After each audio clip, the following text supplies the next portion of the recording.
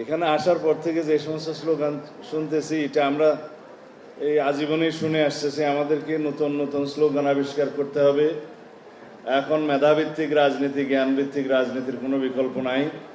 অবশ্যই এই স্লোগানও আমরা দেব, কিন্তু আরও নতুন নতুন স্লোগান আবিষ্কার করার জন্য আমি আমার তরুণ প্রজন্ম ভাই বোনদেরকে অনুরোধ জানাবো একটা সেল খুলে, যে স্লোগানগুলো আমাদেরকে জাতির সামনে সংক্ষিপ্তভাবে দুই কথায় তুলে ধরবে। ধন্যবাদ।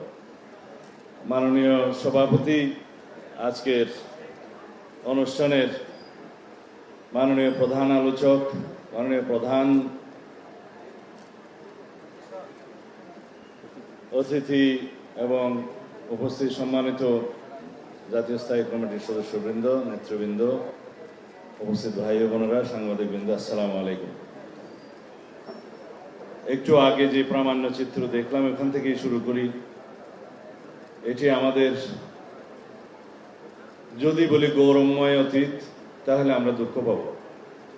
যদি বলি এটা আমাদের রক্তাক্ত ইতিহাস, তাহলে সত্যি কথা। কিন্তু যদি বলি এটাই আমাদের ইতিহাসের ভিত্তি, তাহলে অত্যন্ত সত্যি কথা। মানুষ ভবিষ্যতের মধ্যে অতীতকে ধারণ করে, এটা হচ্ছে তাত্ত্বিক কথা।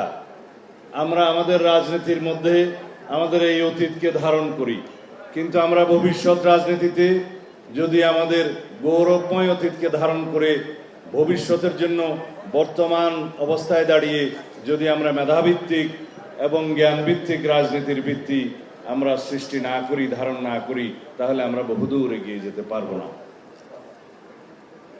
আমি শহীদ রাষ্ট্রপতি জিয়াউর রহমানের কথা বলছি, আমি এদেশের রাজনীতির কিংবদন্তির কথা বলছি, কিন্তু তার উত্তরসূরির কথা আমি একটু পরে বলবো। আমরা ঢাকা বিশ্ববিদ্যালয়ে ছাত্র রাজনীতিতে যোগদান করেছিলাম শহীদ রাষ্ট্রপতি জিয়াউর রহমানের দেশপ্রেমে উদ্বুদ্ধ হয়ে।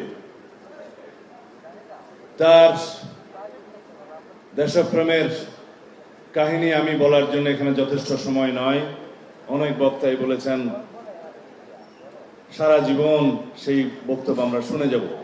তিনি মেধার মূল্যায়ন করতেন, মেধাবী ছাত্রদেরকে তিনি বহুভাবে উৎসাহিত করতেন, অনুপ্রেরণা দিতেন। তার সেই রাজনীতিতে অন্তর্ভুক্ত হয়ে আমরা নিজেদেরকে গর্ববোধ করতাম। সেই একই প্রক্রিয়া আমাদের নেতা জনাব তারেক রহমান শুরু করেছেন।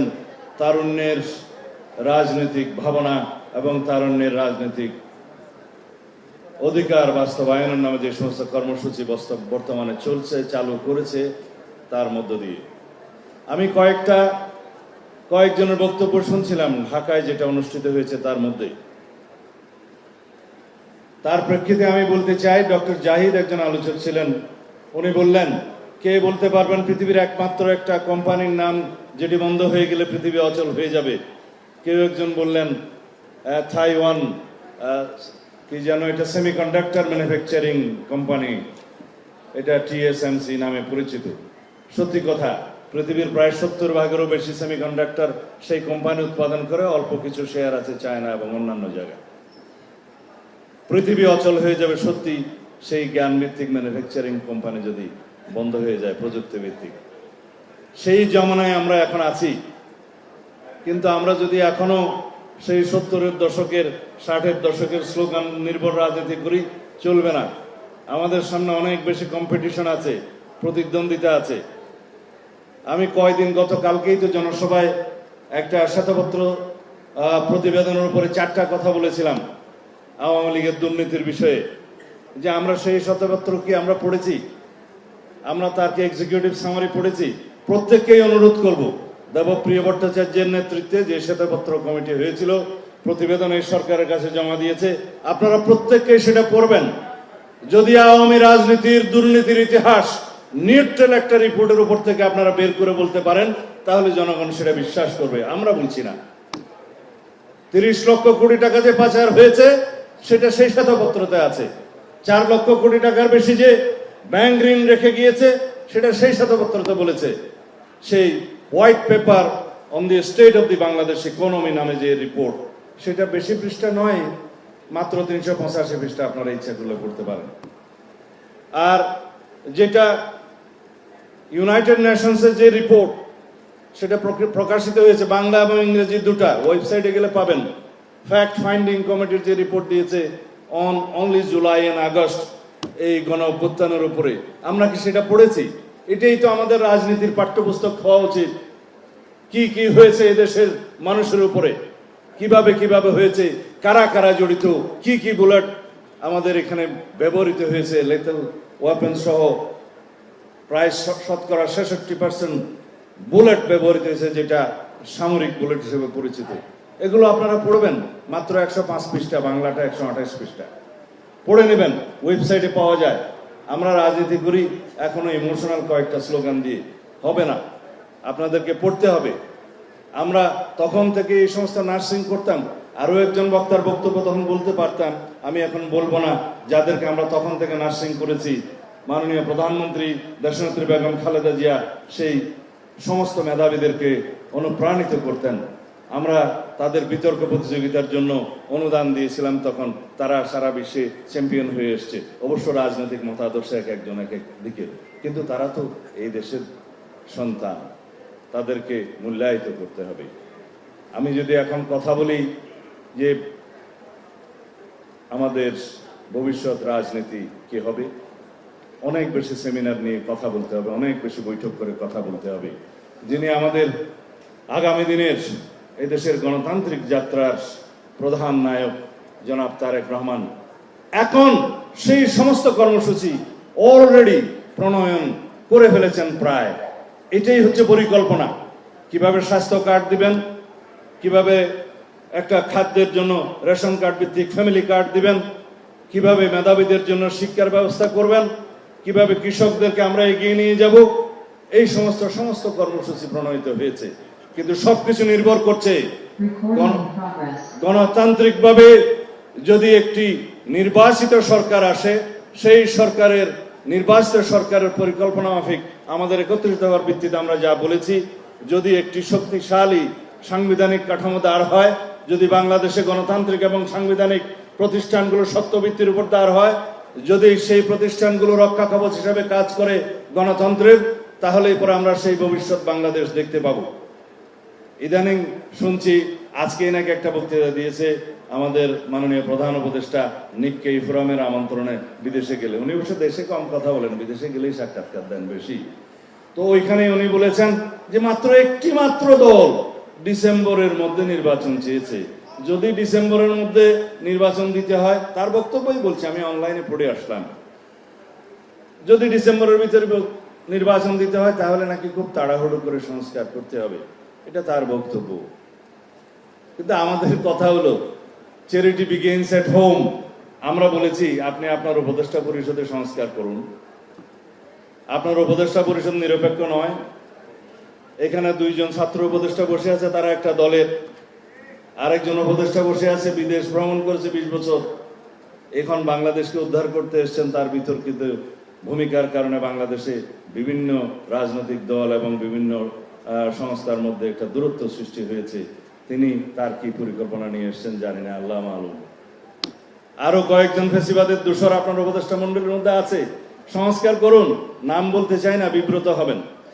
আমরা তার কাছে এটা প্রকাশ করেছি, বলেছি যদি সরিষার মধ্যে বুধ রেখে আপনি সংস্কার করেন, সংস্কার হবে না। আর সংস্কার এমন কোন সংস্কার নেই, সমস্ত সংস্কার যেগুলো এগ্রিড হবে, একটা ন্যাশনাল কনসেনসাস হবে, ব্রডার কনসেনসাস হবে, সেই সমস্ত সংস্কারগুলো 1 সপ্তাহ থেকে 1 মাসের ভিতরে বাস্তবায়ন করা সম্ভব। যদি আপনি না পারেন আমাদেরকে বলেন, আমরা করব। শুধুমাত্র যে সমস্ত সাংবিধানিক সংস্কারের মধ্যে ঐক্যমত্য সৃষ্টি হবে, সেই সমস্ত সাংবিধানিক সংশোধনীগুলো নির্বাচিত সংসদের মধ্যেই করতে হবে। এটাই হলো আমাদের পরিষ্কার বক্তব্য। সুতরাং সংস্কার বলে যে আপনারা ফেনা তুলছেন মুখে, কয়টা সংস্কার করেছেন? কোন ডিপার্টমেন্টে, কোন আইনে যে সংস্কারগুলো আপনারা আনতে চান, যেগুলো নির্বাহী আদেশে সম্ভব, করে দেন। সাংবিধানিক সংশোধনীগুলো নির্বাচিত সংসদের মধ্যেই করতে হবে। এটাই হলো আমাদের পরিষ্কার বক্তব্য। সুতরাং সংস্কার বলে যে আপনারা ফেনা তুলছেন মুখে। কয়টা সংস্কার করেছেন? কোন ডিপার্টমেন্টে, কোন আইনে যে সংস্কারগুলো আপনারা আনতে চান, যেগুলো নির্বাহী আদেশে সম্ভব, করে দেন। জুডিশিয়ারি সংস্কার তো প্রায় হয়ে গেছে ঐক্যমত্য, অপেক্ষা করার তো কোনো দরকার নেই। জুডিশিয়ারি ভার্ডিক্টের মধ্য দিয়ে অনেক সংস্কার ইতিমধ্যে করে ফেলেছেন। যে সমস্ত জুডিশিয়ারির সংস্কারগুলো দরকার, প্রধানত হচ্ছে একটা জাস্টিস নিয়োগের আইন করা, প্রধানত হচ্ছে সুপ্রিম জুডিশিয়াল কাউন্সিলের মধ্যে আরো বেশি সংস্কার করা। এটা আর্টিকেল 96 অনুসারে। প্রধানত সংস্কার হচ্ছে আর্টিকেল 116 অনুসারে অধস্তন আদালতের নিয়ন্ত্রণ ক্ষমতা নিয়ে আসা। সুপ্রিম কোর্ট ইজ এনাফ, ভার্ডিক্টের মধ্যে দিয়ে সমস্ত সংস্কার হয়ে যাবে। এবং ডিসেন্ট্রালাইজেশনের ব্যাপারে কিছু ঐক্যমত হয়েছে, সেটা তারা করতে পারে। এমনকি আমাদের জন্য অপেক্ষা করারও দরকার হবে না। তারপরেও যেহেতু এগুলো আবার রেটিফিকেশন হবে নেক্সট পার্লামেন্টে, সেজন্য ঐক্যমতের ভিত্তিতে করা দরকার। হয়ে গিয়েছে। দুদকের সমস্ত সংস্কার আমরা প্রায় একমত হয়েছি। প্রশাসনিক সংস্কারের মধ্যে প্রায় একমত হয়েছি। আমরা নির্বাচন সংস্কার কমিশনের দুই একটা ইউটোপিয়ান আইডিয়া বাদে প্রায় একমত হয়েছি। আমরা তারপরে বলি জুডিশিয়ারির কথা তো আগেই বললাম। সুতরাং বাকি থাকলো সংবিধান। সুতরাং মাননীয় প্রধান উপদেষ্টা, সংস্কারের এই সমস্ত বাহানা করে নির্বাচনকে বিলম্বিত করবেন না, জাতির মধ্যে বিভক্তি সৃষ্টি করবেন না, গণতান্ত্রিক শক্তি সমূহের মধ্যে বিভক্তি সৃষ্টি করার মতো কোনো শক্তিকে সুযোগ দিবেন না। এবং দয়া করে আমাদের এখানে ফেসিবাদ বিরোধী যে জাতীয় ঐক্য আছে, সেই জাতীয় ঐক্যকে আমরা যাতে দৃঢ় করি, ইস্পাত কঠিন সংকল্প নিয়ে সেই জাতীয় ঐক্যকে ধরে রেখে আগামী দিনের বাংলাদেশে আমাদের এগিয়ে যেতে হবে। এবং সেই বাংলাদেশ আমাদের নেতা স্লোগান দিয়েছেন, সবার আগে বাংলাদেশ, অন্য কোনো দেশ নয়, সবার আগে বাংলাদেশ। সেই বাংলাদেশ বিনির্মাণ করতে গেলে আমাদেরকে সেই ঐক্যবদ্ধভাবে সেই ফ্যাসিবাদ বিরোধী জাতীয় ঐক্যকে ধরে রেখে আমরা এগিয়ে যাবো ইনশাল্লাহ আমাদের নেতার নেতৃত্বে। খোদা হাফেজ। বাংলাদেশ জিন্দাবাদ।